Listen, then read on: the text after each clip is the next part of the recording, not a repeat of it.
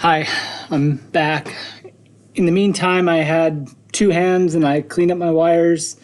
I screwed in the two output leads from the Wheatstone bridge into my USB 6008 DAC, plugged that into the computer, and I got LabVIEW running. So we'll talk now about how to create that LabVIEW code. I do recommend that if you need it, go back to those early, the first lab we did. We had a couple of videos there for how to create a virtual DAC. So you can either create your code for this lab before coming to class, or probably more importantly, practice for the final. We have this lab, and then next lab will also be a LabVIEW lab. But after that, we're going to be going to the final. And you will need to use LabVIEW for that. So get some practice on that. This will help with that. To begin, we want to right-click, go to Express, Input, and DAC Assistant. That's basically how we always start. Put that there. It takes a few seconds to initialize. We're going to want to acquire an analog signal, and it'll be voltage. Now I know that 2 and 3 had good terminals, so I took my two wires into 2 and 3. I know that's channel 0 here, so I'll select that. If you want to confirm that, you can come up here and you can see 2 and 3 there. The lab handout says to change your range to either be plus or minus 0.5 volts or 500 millivolts. So we'll change those to that. And we want a differential terminal configuration. We talked about that before. Go back and see that video if you want to know more about that. Here, you can pick the architecture of your program. You could either do this as a discrete number of samples or continuous. There probably are some advantages and disadvantages to each. The N samples is probably a little more simple, and particularly with the data, the write to file part, but I prefer the continuous samples. I like to see it add as we go and control when you start and stop it. There is info in the lab handout for how long you should sample, and how long it typically takes somebody to pull, but if you set it to something and you end up taking a little bit longer than that, you might lose some of your data. So either give yourself a buffer or use the continuous samples. That's what I'm going to do. I believe the handout tells us to use 1,000 samples per second. So that's the default. And then samples to read. This is just going to be how many samples it reads through each loop. I like to set this a little bit lower so it refreshes, but this is just going to be running continuously at this rate. That's the main part of it. Click OK. It'll take a little while to configure that, to build the VI. That should pop up here, and it says that we've configured this task with a mode that typically requires you to place the DAC Assistant Express VI in a loop. Would you like to automatically create that loop? And yes, we do. And then we're going to want to expand this to maybe something like that. Now, we can go back and see some of this here. So a lot of what we just talked about is here. Here's that plus or minus 0.5 volts. So small output, we want to shrink the range so we get better accuracy. Here is the part about how you should measure the dimensions so you can make your theoretical calculations of sensitivity, how we talked about in lecture, and compare them to what you experimentally determine. The so that'll just come out. Here's the 25 milliamp or less current limit through the strain gauges. There's somewhere, I believe in here, where we have a sampling rate. So here's the nominal resistance. Here's the gauge factor. Here are those dimensions I talked about, but you want to make your own measurements to confirm them. Somewhere in here, there is a sampling rate recommendation, and you'll want to follow that. If it's not in here, I'll make sure. Oh, there it is right there. Acquire an array of voltage values, 1,000 samples per second minimum. That's what I selected. We're going to be testing that fishing line to failure. There's a lot of instructions in here about how to tie a fisherman's knot. Hopefully, being that we're in Montana, somebody in your group knows how to tie that already. We're testing, so this knot will allow us to get the greatest percentage of the actual rating of the line. A lot of times the line breaks in the knot instead of in the line. Tying this knot will maximize that. So we want to get somewhere between 70 to 95% of the line strength. If you're getting that, I would call it good data. If you don't get that, you might want to redo it or at least discuss that in your lab tech memo write-up. Here's that part about estimated time required for slow, smooth pull to failure is 5 seconds. So if you are doing the end samples, then you would want to, and you're sampling at this, likely want to give yourself a buffer of a couple seconds. So maybe you want to set your samples to 7,000. You can choose how you want to do that. So here are two important things that are going to dictate what we do next. Number 2 here says, provide a means to adjust for offset voltage to zero out the system at no load before testing begins. Now, ideally, we want to have our Wheatstone bridge perfectly balanced. We want to have all leads the same length. That's not what happens in the real world. So there's going to be there's going to be an offset voltage, and we want to zero that out. We want to create means to do that within our LabVIEW code. And then we also want to apply a sensitivity. So we want to convert the sensed corrected voltages to load in pounds force. So those are the two main things that are new in LabVIEW that we haven't covered yet that I'm going to walk through now. Let's get back to LabVIEW. So we have our data out.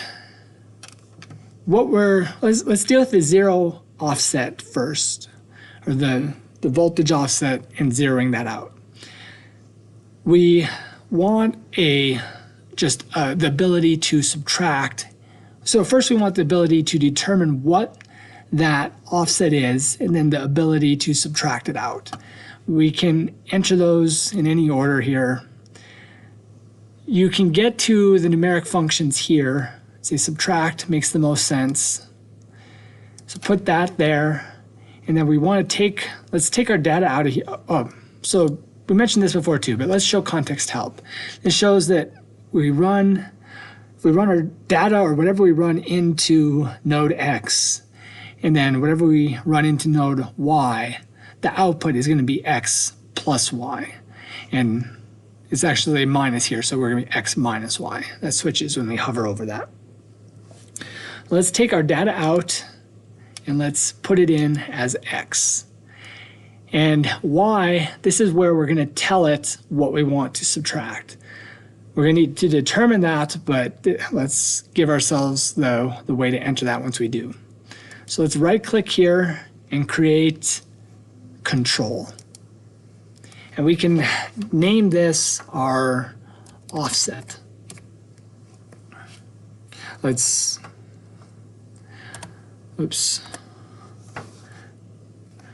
let's move that down here so everything's clear. And then we need to know what number we're going to put in here. So we'll enter that here. That's what we enter, and it will subtract that from our data. To find out what that offset is before that function takes place, we want to see what that value is. I would come down here to mathematics then probability and statistics, and get the mean value right here. We want to put this up here. We can hover over it. We can see over there in the upper right-hand corner, we have our data coming in, and the mean is going to be that top node coming out. So we just want to split this. Oops. A little finicky there, but we split that. So before anything happens with the subtraction, we're sending our data both here to determine the mean, and we need an indicator to tell us what that is. So right-click on that node that is the mean output, and this time go to Create Indicator. So let's name this mean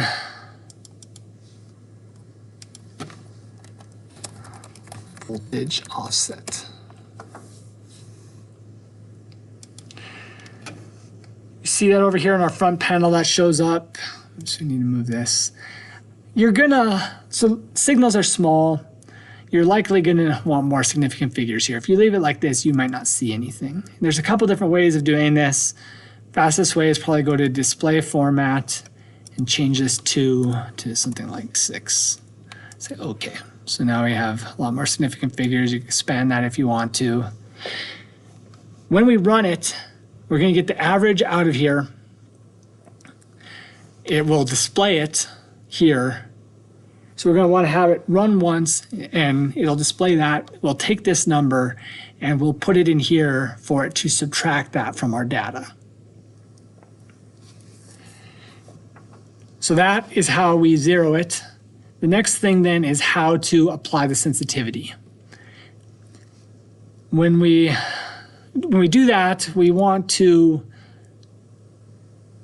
so depending on how you measure your data, whether it's voltage over pound force through your calibration, or if it's your pounds force over your voltage, that's going to dictate whether you have a multiplier or divide here.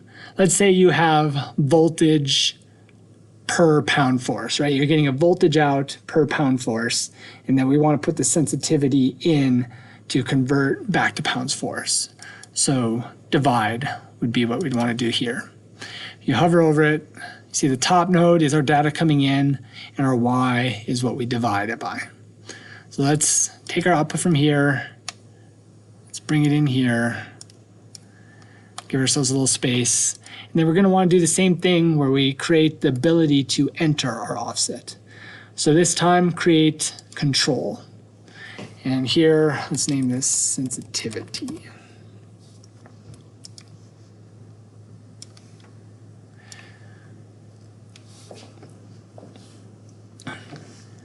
Now, when we run this is like even once we get our voltage offset here and we enter it in here, that function is still going to take place after this. So this here is always going to show what the offset is. And then after we have this offset in here, we want to see the display again so that when we measure the masses, we bring them over, we hang them there, we measure the voltage output. We want to be able to see that data so we can get our data points of which we're going to do the line of best fit to determine the slope, to determine the sensitivity. So we want to create another mean there, but this time downstream of that offset. So that's in mathematics, probability and statistics, and mean. Same thing as what we did before. We put that up here. We split that off prior to our sensitivity. And then we want to create an indicator.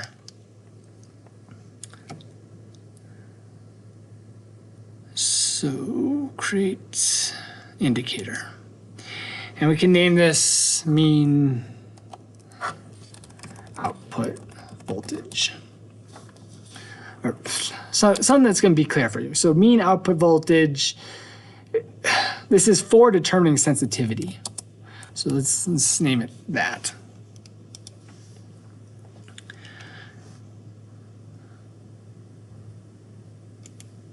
We can give ourselves some more significant figures here.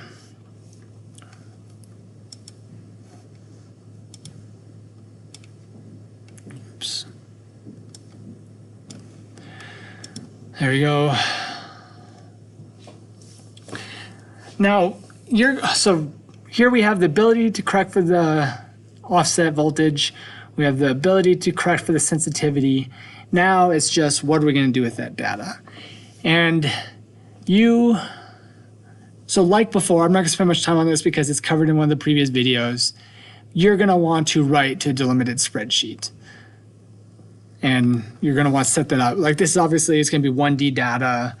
You're going to want to append, to give it a name, a path, you transpose.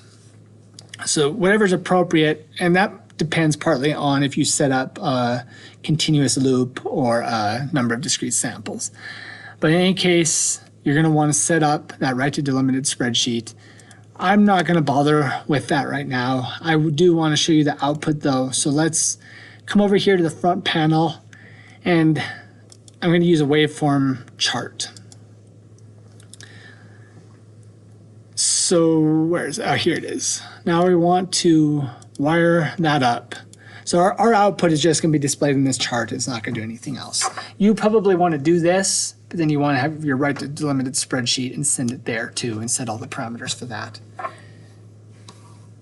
I believe we should be working now. Let's test it. Maybe we'll have to do some troubleshooting.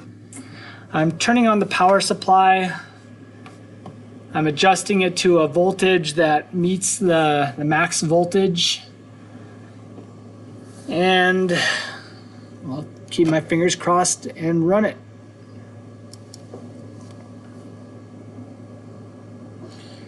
And there is nothing. Let's see what's going on.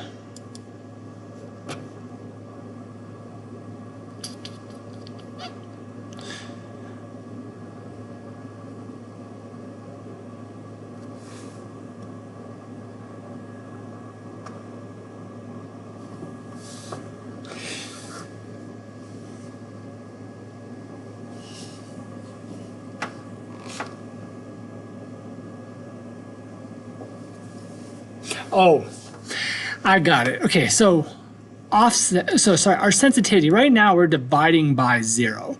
You know, mathematically that doesn't work. So just to get your system going, you're gonna determine a sensitivity later, and then you will go through. You'll go through your calibration process and determine the sensitivity and change this number. But for now, just put a 1 in there so you actually get output. Let's try it again. That looks better. There, I just depressed that beam of the load cell, and actually it looks like it's working great. So I'm just pressing up and down on this cantilever beam. If you see something like this, you're golden.